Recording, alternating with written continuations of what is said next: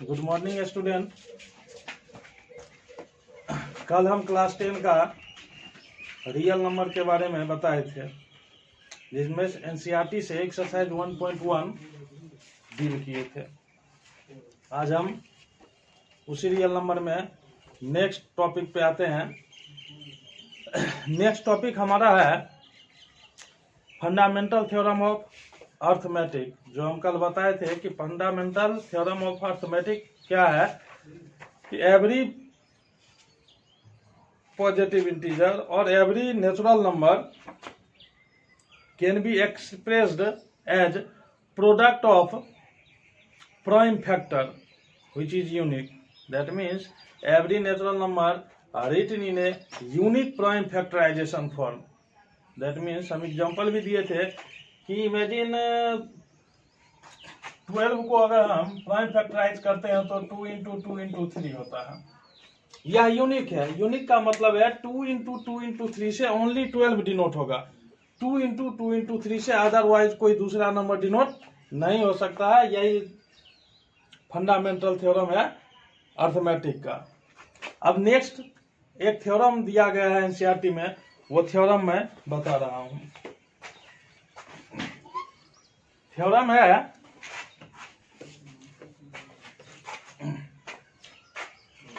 Late P be a prime number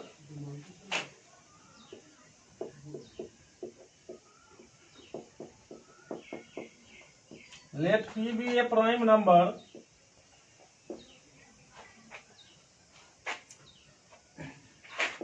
if P divides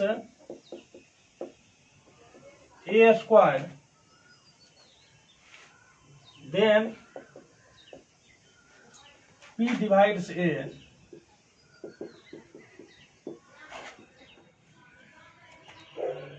where A is a positive integer.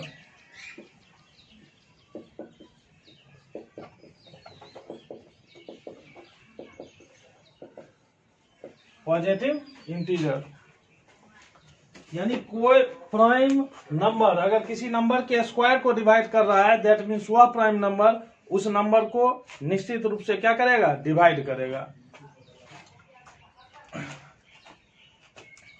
हम ले लेते हैं, ये तो क्वेश्चन में ही दिया हुआ है, मेंशन किया हुआ है। लेट ले लिए हम, let a be a positive integer.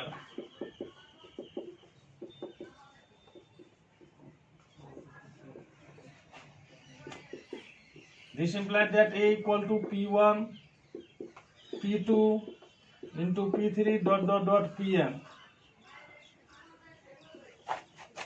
where P1, P2, P3 dot dot dot Pn are prime number.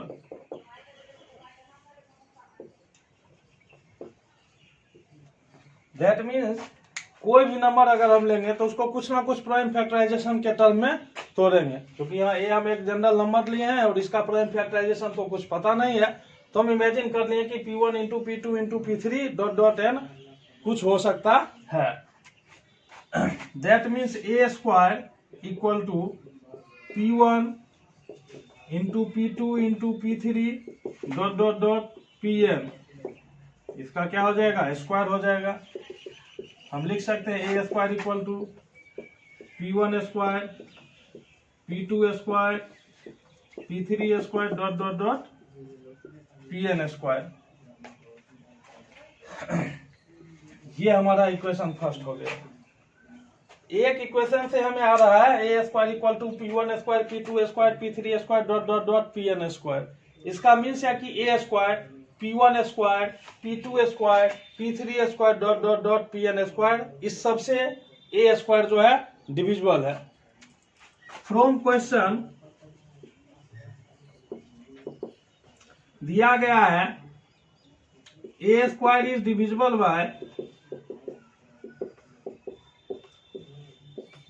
Bye P, कि ए स्क्वायर जो है यह क्या है, पी से डिविजिबल है।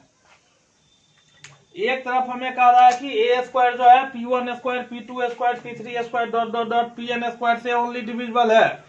दूसरे तरफ कह रहा है ए स्क्वायर जो है पी स्क्वायर से मस्ट डिविजिबल है। तो अगर हम इक्वेशन फर्स्ट और सेकेंड को लेकर चलते हैं तो इससे पता चलता है कि निश्चित रूप से पी जो है वह P1 स्क्वायर, P2 स्क्वायर, फिर P3 square dot dot dot Pn square तक में से ही कोई है। दैट मीन्स हम लिखेंगे P is one of the P1 square, P2 square dot dot dot Pn square, यानी P इस समय से कोई एक टर्म है।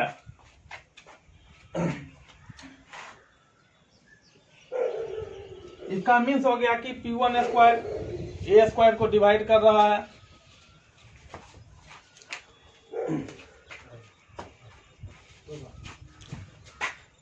इसमें क्या मत था, कुत्ता सब नहीं था। Sorry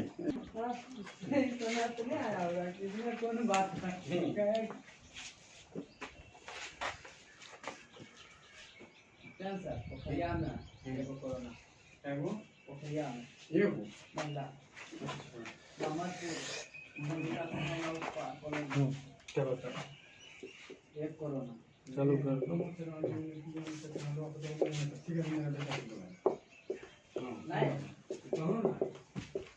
This implies that P is one of the P1, P2 dot dot dot Pn.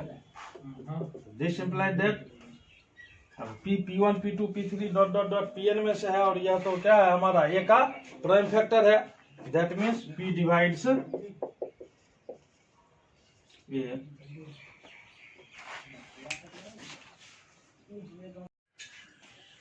Exercise 1.2 पे आ रहे हैं, जिसका फर्स्ट क्वेश्चन है express each number as a product of its prime factor. प्रत्येक नंबर को इसके प्राइम फैक्टर के रूप में डिनोट करना है। ये हम लोग बचपन में भी पढ़े होंगे, prime factorization 140 just like LCM की तरह निकाल देते हैं।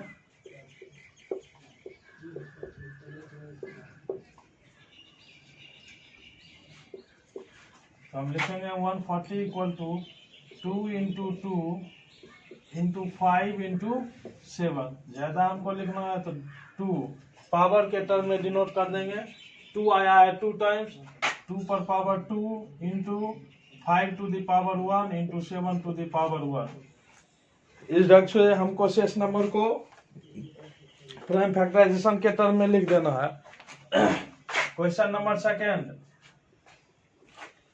Find the LCM and HCF of the following pairs of integers and verify that LCM into HCF. हमें वेरीफाई करना है LCM into HCF equal to product of number,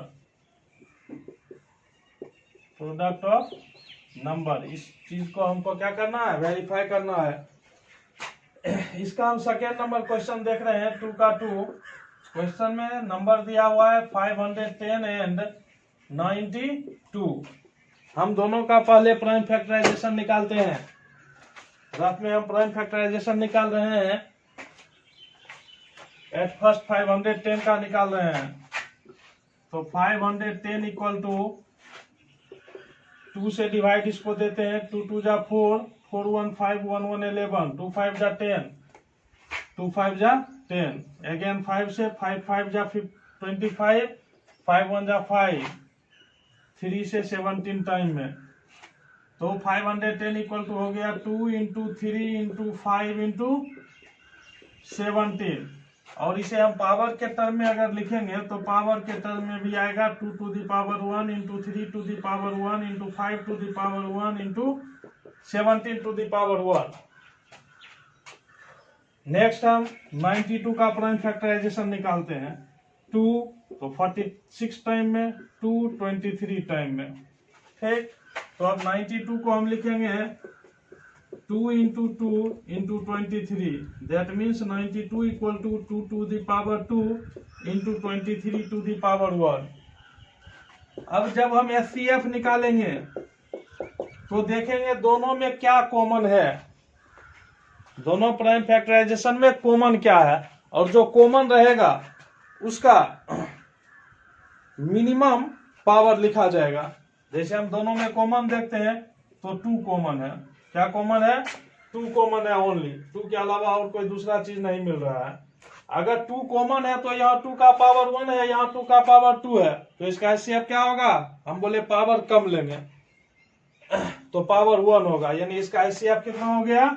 2 to the power 1, यानी HCF हो गया 2। अब जब एलसीएम में हम आते हैं तो पहले देखते हैं कि दोनों में कॉमन कौन है। जो कॉमन रहेगा उसका मैक्सिमम पावर लिखाएगा। एचसीएफ में जो कॉमन मिलेगा उसका मिनिमम पावर लिखाएगा, एलसीएम में जो कॉमन मिलेगा उसका मैक्सिमम पावर लिखाएगा। तो दोनों में 2 मिला, इसका मैक्सिमम पावर लिखे। इसके बाद जो नहीं भी मिलेगा वो सारा भी लिखा जाएगा। 3 नहीं मिला, 5 नहीं मिला, 17 नहीं मिला, 23 नहीं मिला, ये सारा लिख दिए। अब इसको हम मल्टीप्लाई कर देंगे तो 4 इंटू 3 इंटू 5 इंटू 17 इंटू 23। 4 3 जा 12, 12 5 जा 60, 60 इंटू 17 1020 इंटू 23 मल्टीप्लाई करेंगे। 23 2 जा 46, 23 1 जा 23। तो एचसीएफ आ गया, एलसीएम आ गया हमको 23460। Now HCF into LCM.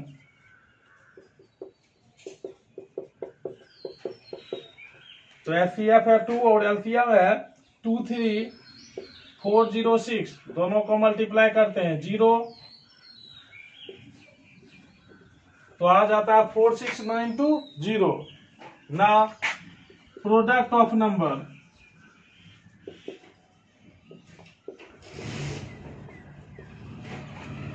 Number है 510 इंटू 92, तो निकाल रहे हैं प्रोडक्ट। 92 1 जा 92 एंड 9 92 5 जा 460, 460 प्लस 9 469, 4692 लिख देंगे। This implied that HCF into LCM equal to product of number.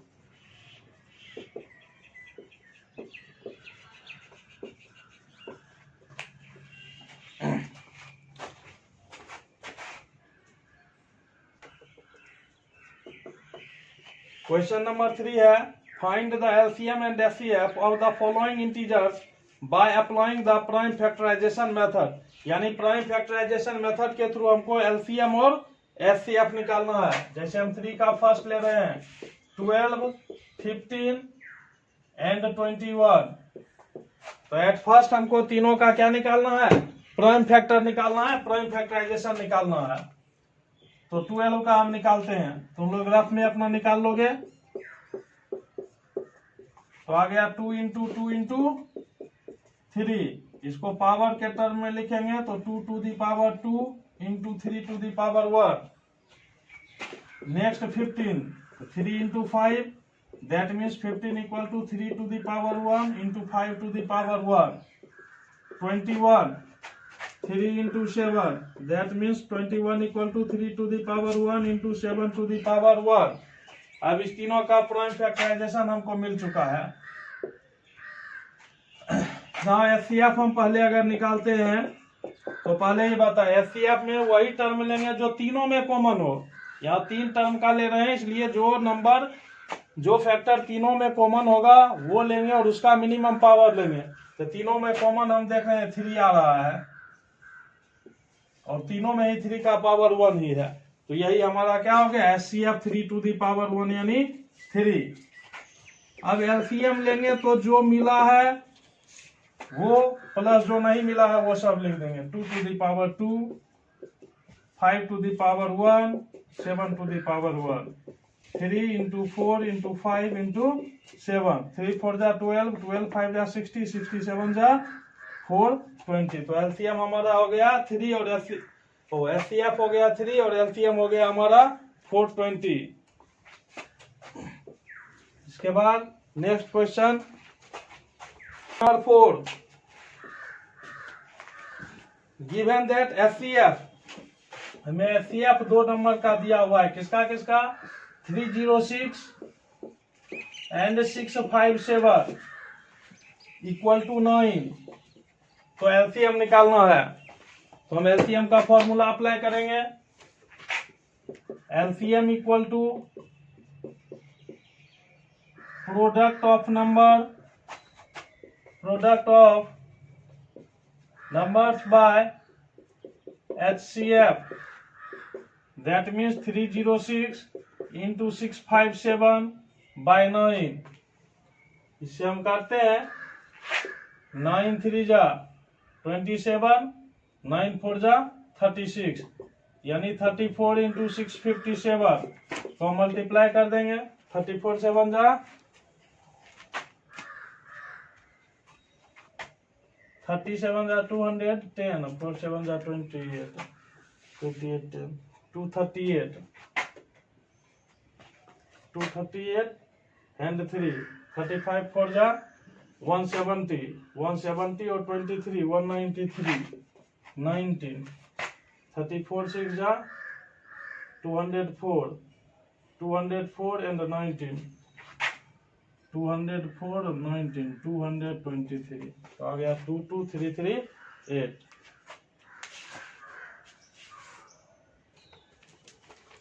Next question है हमारा क्वेश्चन नंबर 5। क्वेश्चन है check whether 6 to the power n can end with the digit 0 for any natural number, कि 6 पर power n का unit digit 0 होगा या नहीं। हम ले लेते हैं लेट 6 पर power n end with 0, end with 0, that means 6 पर पावर n के लास्ट में क्या है 0 है। और हम ये भी जानते हैं जिस किसी भी नंबर का यूनिट डिजिट 0 होता है वह 10 से डिविजिबल होगा, या हम कह सकते हैं 5 से डिविजिबल होगा। मस्ट है कि वह 5 से डिविजिबल होगा। यहाँ लिखेंगे we know that a number end with 0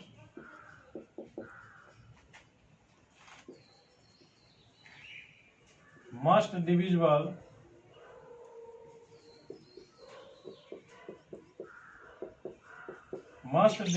by 5, where 6 to the power n equal to, हम लिखेंगे 2 into 3 whole to the power n, that means 6 to the power n equal to 2 to the power n into 3 to the power n। तो यहां से कह रहा है कि 6 पर पावर n में ओनली 2 और 3 प्राइम फैक्टर के टर्म में रहेगा, तो लिखेंगे 6 पर power n only contains 2 and 3 as their prime factorization।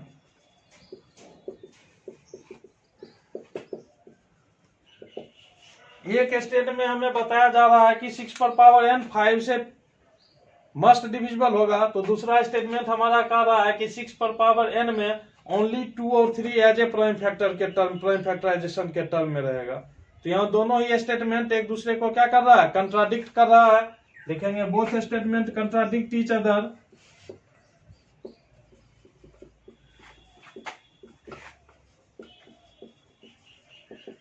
contradict each other, hence our supposition is wrong।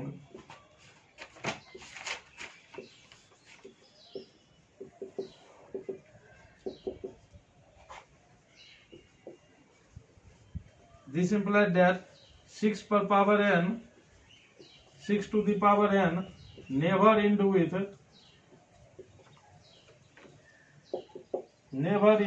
0, या 0 से डिविजिबल नहीं होगा।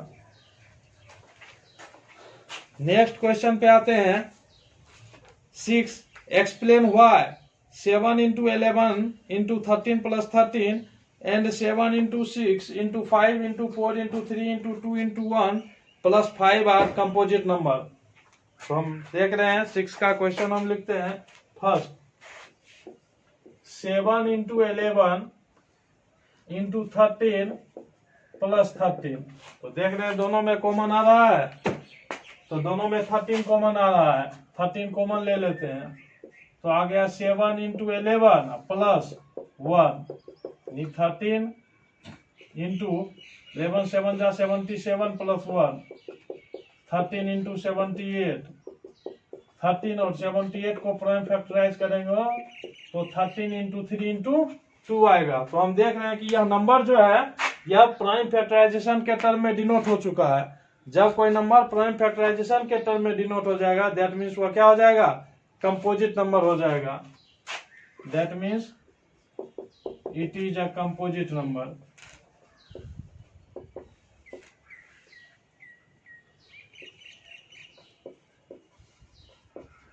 इसी में एक और क्वेश्चन है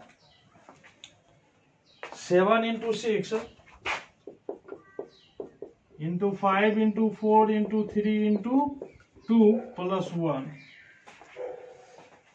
2 इंटू 1 प्लस 5 ना, 2 इंटू 1 प्लस 5। फिर देखेंगे तो 5 और 5 क्या रहा है, कॉमन निकाल लेते हैं, बचा 7 into 6 into 4 into 3 into 2 plus 1, multiply करते हैं। 2 3 जा 6, 6 4 जा 24, 24 6 जा 26, 24 6 जा 144, 1447 जा 1447 जा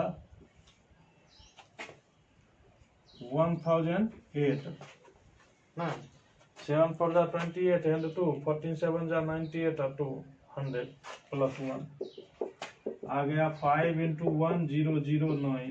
तो 1009 प्राइम नंबर है। तो यहाँ भी यह नंबर क्या आ गया, प्राइम फैक्टराइजेशन के टर्म में आ गया। That means it is composite, it is composite number.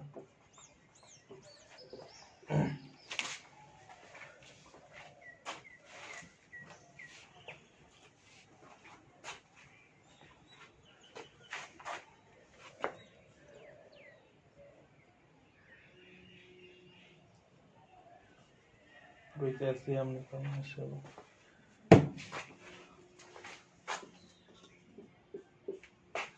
7 number question है there is a circular path around a sports field, Sonia takes 18 minutes to drive 1 round of the field while Ravi takes 12 minute for the same. यानी Sonia 18 minute में field का एक round लगाती है जबकि Ravi 12 minute में field का एक राउंड लगाता है। Suppose they both start at the same point at the same time and go in the same direction. After how many minutes will they meet again the straight line? कितना देर के बाद दोनों again straight line पर मिलेगा। तो ये just type इस type का क्वेश्चन है कि हम लोग पढ़ते होंगे 6 7 में बेल, कि एक बेल इतना बजे बजता है, दूसरा इतना बजे बजता है, तो कितना टाइम पर सारा बेल एक साथ बजेगा। तो उसमें हम एलसीएम निकालते थे, उसी ढंग से इसमें भी क्या निकलेगा, एलसीएम निकलेगा। तो हम 12 और 18 का एलसीएम निकाल देंगे जो 36 होता है। नेक्स्ट एक्सरसाइज हमारा है 1.3 जिसका फर्स्ट क्वेश्चन है प्रूव दैट √5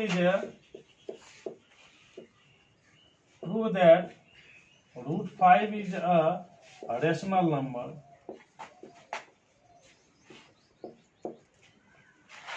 ले लेते हैं हम लेट,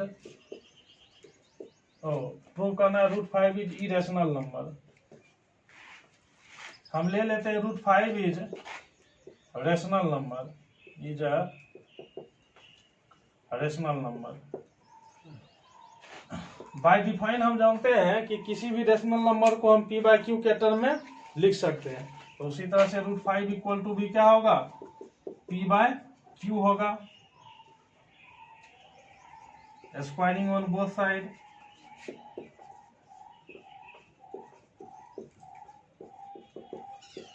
तो आ गया √5 का whole square equal to p/q का होल स्क्वायर।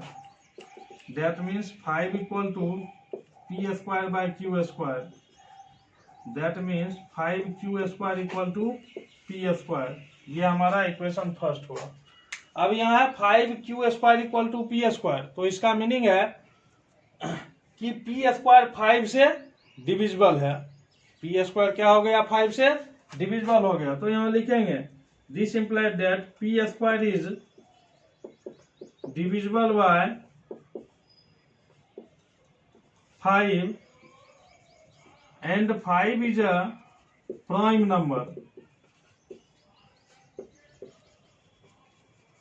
तो इससे पहले हम थ्योरम प्रूव किए थे जिसमें बताया गया था कि अगर p कोई प्राइम नंबर है और p से अगर a स्क्वायर डिविजिबल हो रहा है तो p से a भी डिविजिबल होगा। उसी तरह 5 प्राइम नंबर है और इस प्राइम नंबर से p का स्क्वायर डिविजिबल हो रहा है तो फिक्स है कि 5 से p भी डिविजिबल होगा। This implied that p is divisible bye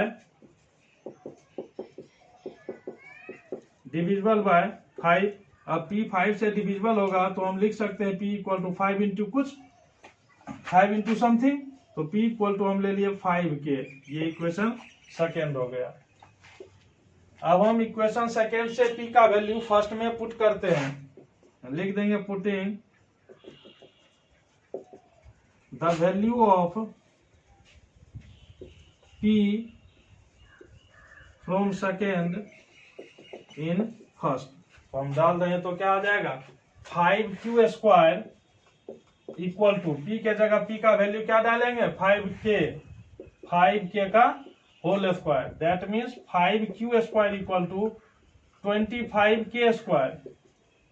q square equal to 25k square by 5। हमको आ गया q square equal to 5k square. फिर आ गया q square equal to 5k square. इसका मीन्स है q स्क्वायर 5 से डिविजिबल है। This implies that q square is divisible by 5, तो q भी डिविजिबल बाय 5 होगा।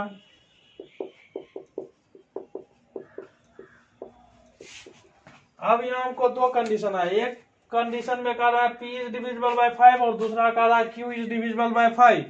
इसका मीन्स है p और q दोनों ही 5 से डिविजिबल है। That means 5 is common divisor of p and q। That means 5 is common divisor of p and q। But अगर हम बाय डिफाइंड रेशनल नंबर जाएं तो रेशनल नंबर डिफाइन में होता है p और q का ओनली कॉमन डिवाइजर जो होगा वह 1 होगा। यानी no any other than 1 is common divisor of p and q in a rational number. We know that no any other than 1 is common divisor of p and q in a rational number। तो यहां भी दोनों statement contradict कर रहा है। एक statement कह रहा है कि 5 p और q का कॉमन डिवाइजर है और दूसरा स्टेटमेंट कह रहा है p और q का 1 के अलावा कोई दूसरा कॉमन डिवाइजर ही नहीं होगा। यानी दोनों स्टेटमेंट एक दूसरे का कंट्राडिक्ट कर रहा है। लिखेंगे both statement contradict each other.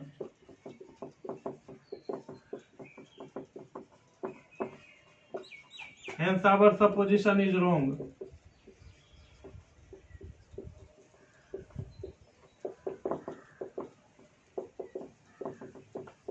हमारा सपोजिशन अगर रॉन्ग है तो हम माने थे √5 रेशनल है, तो हमारा यह रॉन्ग हो गया। That means √5 is irrational number. Irrational number.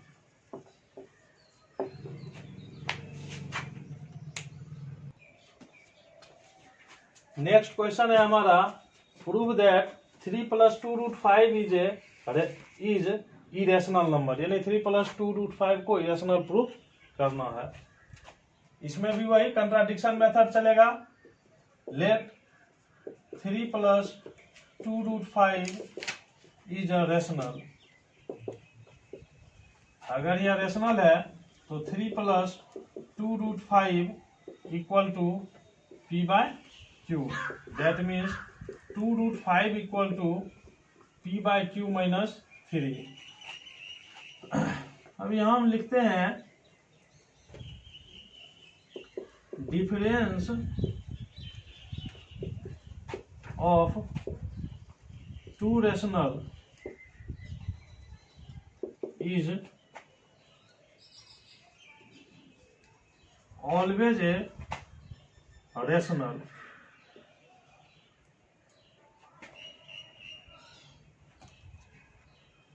That means p by q minus 3 is a rational, यानी p by q minus 3 क्या होगा, रेशनल होगा। तो हम नेक्स्ट में ले लेते हैं 2√5 इक्वल टू कुछ ले लेते हैं a by b ले लिए, where a by b equal to p by q minus 3। अब यहाँ √5 क्या आएगा, तो √5 आएगा a by b मल्टीप्लाई इधर जाकर क्या हो जाएगा, डिवाइड। नेक्स्ट हम ये भी जानते हैं quotient of two rational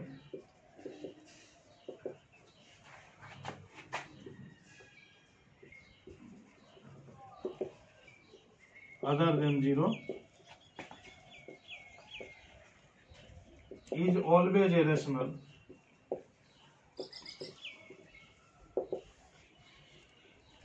That means a by b divided 2 is rational. अब फिर हम इसको कुछ मान लेते हैं, यानी √5 इक्वल टू कुछ ना कुछ तो आएगा। मान लिए a by b आ गया। We know that quotient of two rational numbers other than 0 is always a rational number. यानी दो नंबर का क्वोशिएंट हमेशा, दो रेशनल का क्वोशिएंट हमेशा रेशनल होगा अगर उसका मतलब डिवाइजर 0 नहीं हो तो। a by b डिवाइडेड 2 भी क्या हो जाएगा, हमारा रेशनल हो जाएगा। हम मान लिए कुछ उसको a by b मान लिए। तब यहाँ जो हमारा √5 equal to a by b आ रहा है, इसमें a by b हमारा हो गया रेशनल टर्म, जबकि √5 हमारा क्या है, इरेशनल टर्म है। लिखेंगे a by b is a rational number